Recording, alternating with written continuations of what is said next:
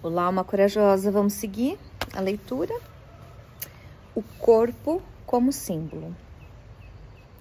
No lugar da interioridade, da alma bela, buscamos hoje a boa forma do corpo lindo.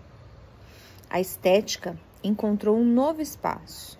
A princípio, não há nada de errado com o fato de o ser humano se alegrar com seu corpo, de buscar a competência e o embelezamento físico. Nosso corpo nos transmite a certeza de que existimos nessa forma especial, semelhante aos corpos de todos os outros seres humanos, mas mesmo assim com características individuais, com uma história própria no passado e também no futuro.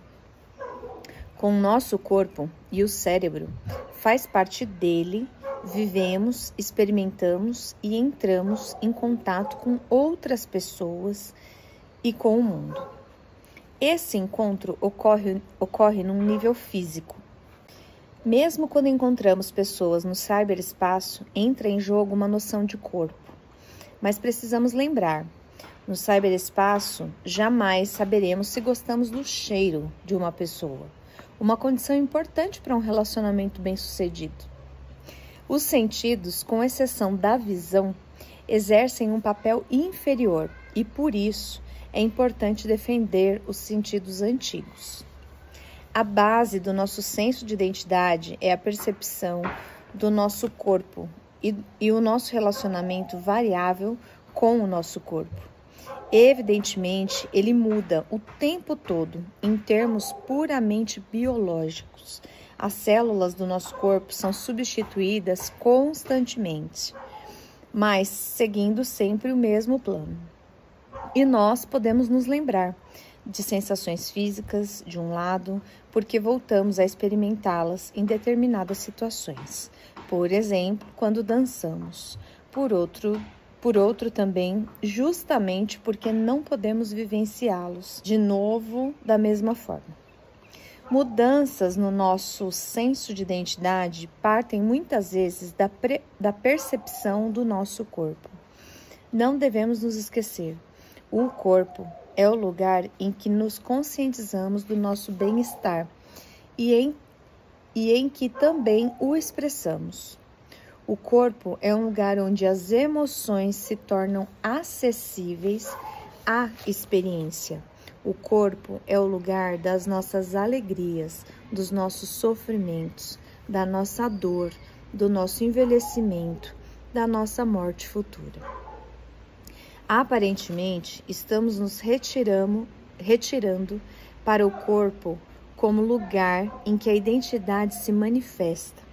O corpo se apresenta como algo confiável, em um mundo pouco confiável.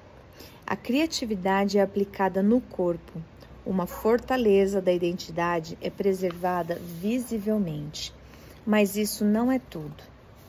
Em seu artigo, Der Vermessene Mensch, As Medidas do Ser Humano, Thomas Widmer afirma que o ser humano desde sempre se observou minuciosamente e que os resultados dessas observações foram documentados em diários e jornais de tempos passados.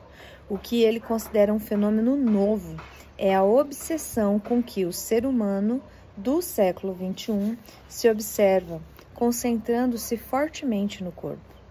Essas observações são compartilhadas com outras pessoas pela internet, que nos dá um feedback imediato. A percepção do corpo é substituída pelo protocolo do corpo. O ser humano dá um passo para trás e se observa como se fosse um objeto estranho.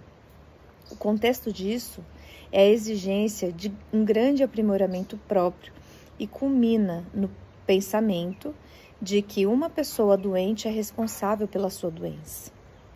A doença não é mais vista como destino, mas como consequência de um estilo de vida irresponsável que poderia ter sido evitado. A ideia por trás disso é que o ser humano poderia fazer tudo certo, sem qualquer sombra. No entanto, essa é uma ideia dura, rigorosa e fria. Essa postura é unilateral. Como envelhecer com essa postura e aproximar-se da morte? Será que tentamos enganar a nossa própria mortalidade dessa forma? Trabalhamos e nos aprimoramos de forma concretista, e esse belo corpo trabalhado serve, evidentemente, também como símbolo. Não é apenas um corpo lindo, ele representa também muitas coisas, entre outras, o triunfo da vontade sobre a natureza. Talvez Dornes esteja certo ao lembrar os terapeutas que constatam no ser humano moderno uma falta de capacidade simbolizante, que isso não é verdade, que o corpo e sua figuração podem servir como símbolo de toda a identidade. A meu ver, porém, essa figuração não é um símbolo, pois ela não remete a algo mais profundo. Creio que seja um signo. É assim que quero ser visto no momento. É assim que sou. A pergunta referente ao significado dessa figuração e encenação contida no símbolo não é suscitada. Eu sou a minha aparência. A transformação criativa que parte do símbolo não ocorre aqui.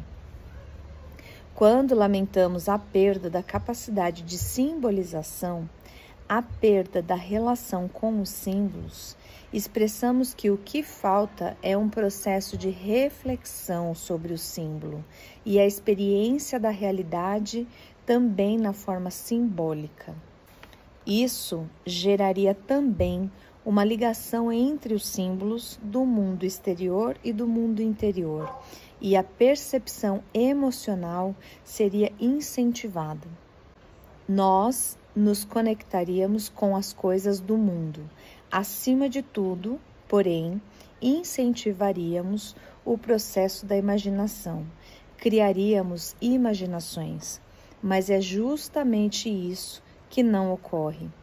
Quando moldamos, quando medimos o corpo, interessamos-nos apenas por fatos comparáveis e estes são vistos como identidade. É claro que a identidade precisa ser externamente visível, e isso faz parte da natureza da identidade. Mas a identidade precisa incluir também uma dimensão experiencial, uma percepção interior. Caso contrário, passo a ser como os outros me veem. Nesse caso, preciso ser vistoso e permanecer vistoso, ou eu perco meu direito de existência. Essa é uma perspectiva ruim, não só para a idade mais avançada. Tudo bem, e aí a gente termina esse capítulo do símbolo e amanhã a gente continua o capítulo 4, a imaginação obstruída. Até lá.